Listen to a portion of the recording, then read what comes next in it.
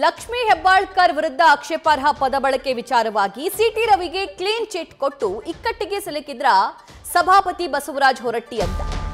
City Ravi ಅಶ್ಲೀಲ ಪದ ಬಳಕೆ ಆಡಿಯೋ ವಿಡಿಯೋ ಇಲ್ಲ ಅಂತ ಹೇಳಿದ್ರು. ಆದರೆ ದೂರು ಕೊಟ್ರೆ ಪರಿಶೀಲನೆ ಆಗುತ್ತೆ ಅಂತ ಸಭಾಪತಿಯವರು ಹೇಳಿದ್ದಾರೆ.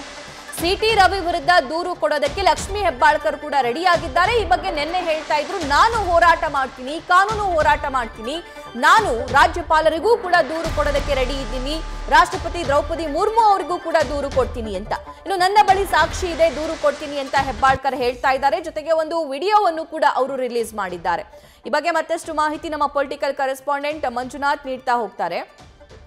ಮಂಜುನಾಥ್, ಸಿಟಿ ರವಿ ಅವರು ಆಕ್ಷೇಪಾರ್ಹ ಪದ ಬಳಕೆ ಮಾಡಿರೋದ್ರ ಬಗ್ಗೆ ಎಲ್ಲೂ ಸಾಕ್ಷಿ ಇಲ್ಲ ಅಂತ ಹೇಳಿ ಸಭಾಪತಿ ಹೊರಟ್ಟಿ ಅವರು ಮಾತಾಡಿದ್ರು.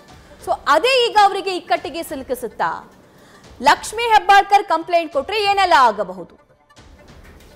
ಸಭಾ ಏನು ಕಳೆದ ಚಳಿಗಾಲದ ಅಧಿವೇಶನದಲ್ಲಿ ಲಕ್ಷ್ಮೀ ಹೆಬ್ಬಾಳ್ಕರ್ ವಿರುದ್ಧ ಮಾಜಿ ಸಚಿವ ಹಾಲಿ MLC ಆಗಿರುವಂಥ ಸಿಟಿ ರವಿಯವರು ಆಕ್ಷೇಪಾರ್ಹ ಒಂದು ಅಶ್ಲೀಲ ಪದವನ್ನು ಬಳಸಿದ್ದಾರೆ ಅನ್ನೋ ಒಂದು ಆರೋಪ ಸಾಕಷ್ಟು ಚರ್ಚೆ ಆಗಿತ್ತು. ಒಂದು ಕಡೆ ಪೊಲೀಸರು ಅವರನ್ನು ಬಂಧಿಸಿದ್ರು, ಇನ್ನೊಂದು ಕಡೆ ಏನು ಈ ಒಂದು ಘಟನೆ ನಡೀತು. ಆ ಸಂದರ್ಭದಲ್ಲಿ ಸಭಾಪತಿ ಹೊರಟ್ಟಿ ಅವರಿಗೆ ನೇರವಾಗಿ ಲಕ್ಷ್ಮೀ ಹೆಬ್ಬಾಳ್ಕರ್ ಅವರು ಅವರ ಕಚೇರಿಗೆ ತೆರಳಿ ಒಂದು ದೂರನ್ನು ಕೊಟ್ಟಿದ್ದರು. ಸದನದಲ್ಲಿ ಈ ರೀತಿಯ ಪದವನ್ನು ತನ್ನ ವಿರುದ್ಧ ಬಳಸಿದ್ದಾರೆ, ಅವರ ವಿರುದ್ಧ ಕ್ರಮವನ್ನು ತೆಗೆದುಕೊಳ್ಬೇಕು ಅನ್ನೋ ನಿಟ್ಟಿನಲ್ಲಿ ಒಂದು ಮನವಿಯನ್ನು ಕೂಡ ಮಾಡಿದರು. ಈ ಸಂದರ್ಭದಲ್ಲಿ ಸಭಾಪತಿ ಹೊರಟ್ಟಿ ಅವರು ಅಲ್ಲಿದ್ದಂಥ ಆಡಿಯೋ ಮತ್ತು ವಿಡಿಯೋಗಳನ್ನು ತರಿಸಿ ಒಂದು ಪರಿಶೀಲನೆ ಮಾಡಿದ್ರು. ಆ ಸಂದರ್ಭದಲ್ಲಿ ಯಾವುದೇ ರೀತಿಯ ದಾಖಲೆಗಳು ಸಿಕ್ಕಿರಲಿಲ್ಲ. ಜೊತೆಗೆ ಕಡತದಲ್ಲೂ ಕೂಡ ಈ ಬಗ್ಗೆ ಮಾಹಿತಿ ಇರಲಿಲ್ಲ. ಹೀಗಾಗಿ ಸಭಾಪತಿಯವರು ಸದನದ ಕೊನೆ ಕ್ಷಣದಲ್ಲಿ ಒಂದು ರೂಲಿಂಗನ್ನು ಕೊಟ್ಟು ಏನು ಲಕ್ಷ್ಮೀ ಹೆಬ್ಬಾಳ್ಕರ್ ಅವರು ವಿರುದ್ಧ ಈ ಪದವನ್ನು ಬಳಸಿಲ್ಲ, ಅದಕ್ಕೆ ಬೇಕಾದಂಥ ಯಾವುದೇ ರೀತಿಯ ಸಾಕ್ಷಿಗಳಿಲ್ಲ ಅನ್ನೋ ಒಂದು ರೂಲಿಂಗನ್ನು ಕೊಟ್ಟಿದ್ರು. ಇದು ಈಗ ಸಾಕಷ್ಟು ಚರ್ಚೆಗೆ ಈಡಾಗ್ತಿರುವಂಥದ್ದು. ಪ್ರಮುಖವಾಗಿ ಈಗಾಗಲೇ ಏನು ಸಚಿವೆ ಲಕ್ಷ್ಮೀ ಹೆಬ್ಬಾಳ್ಕರ್ ಅವರು ಈ ಒಂದು ಸಂಬಂಧಪಟ್ಟಂತೆ ಮಾಧ್ಯಮಗಳಲ್ಲಿ ಪ್ರಸಾರ ಆಗಿರುವಂಥ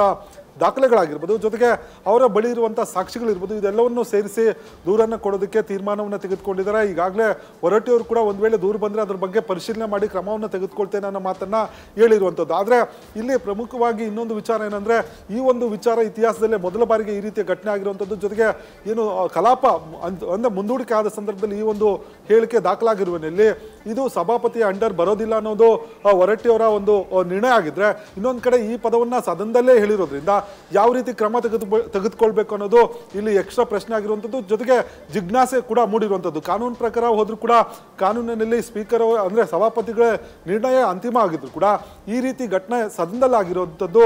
ಇದಕ್ಕೆ ಮಹಿಳಾ ಸಚಿವೆಗೆ ಒಂದು ನ್ಯಾಯ ಕೂಡ ಕೊಡಿಸ್ಬೇಕು ಅನ್ನೋ ನಿಟ್ಟಿನಲ್ಲಿ ಕೊಡಬೇಕಾಗಿತ್ತು ಅನ್ನೋದು ಒಂದು ಮಾಜಿ ಸಭಾಪತಿಗಳಾಗಿರ್ಬೋದು, ಜೊತೆಗೆ ಹಿರಿಯ ನಾಯಕರ ಒಂದು ಅಭಿಪ್ರಾಯ ಆಗಿರುವಂಥದ್ದು.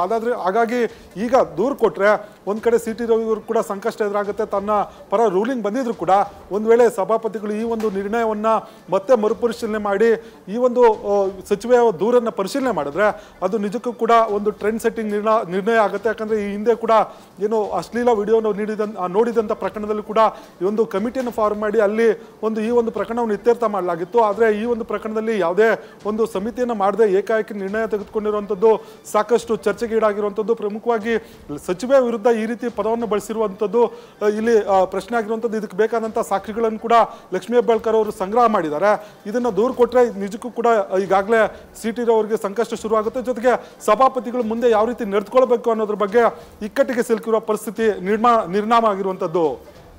ಸಭಾ ನ್ಯೂಸ್ ಫಸ್ಟ್ ನಿರ್ಭೀತಿಯಿಂದ ನಿಮ್ಮ ಪರವಾಗಿ.